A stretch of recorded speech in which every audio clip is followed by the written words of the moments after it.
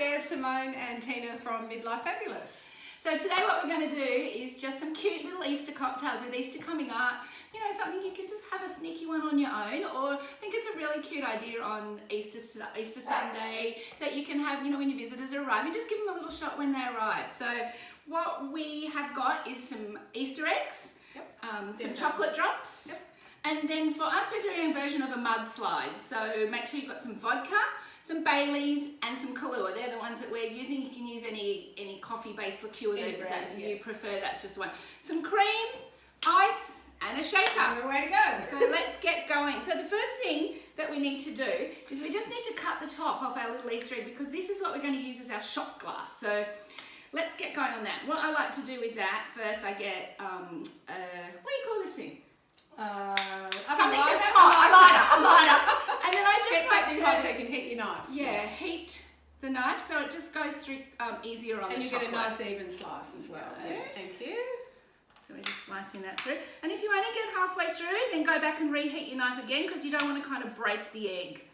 So just take it easy. If you've got a bigger egg, you could probably break it and give it a bit of that rustic look. There we go. And then you know what? Waste not, want not. Oh, go for it. Yum. Love Easter. Love chocolate. I'm just going to heat mine again because mine's taking a bit of time to get through. Right. It's better to heet it and take a little bit of extra time. While I reheat, yeah. So rather than break your egg and waste the egg, but you know what? If you break the egg, just eat it and start again. Why not? You love your chocolate. You know I love my chocolate. I do love my chocolate. And my cocktail. Oh, look at that. Perfect. Perfect slice. And that knife will stay quite warm. So there we go. And that's mine. Okay. And then the next thing we do is just with our little chocolate drop. What we're using the chocolate drop for, it's just a base on the egg so the egg doesn't fall over. So pop your chocolate drop on some kind of plate, serving platter. Just you can heat eat mine if you like. Okay. Just heat it a bit.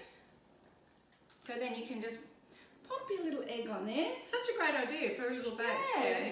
Yeah, cute. Otherwise it just falls over and what's the point? And it's probably easier to do when it's on that plate, because if you're holding it you might burn your fingers. So.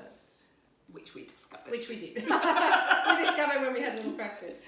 So that looks amazing. Yay. And now have you got your shakers in? I've got my shaker. So let's put a little bit of ice in your shaker. A little bit of ice to start with. The measure, it's 30 mils of each. I don't have a nip pourer, so I'm just using a tablespoon. So as long as it's portions 1, 1, 1, 1, then whatever ratio you want to do to the comparison of the people that you've got coming. So let's do a little vodka.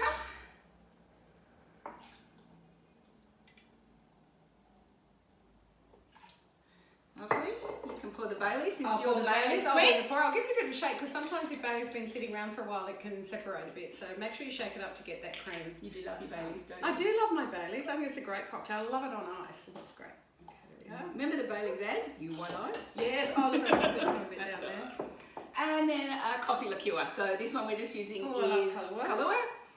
So whatever's your preferred brand of coffee liqueur.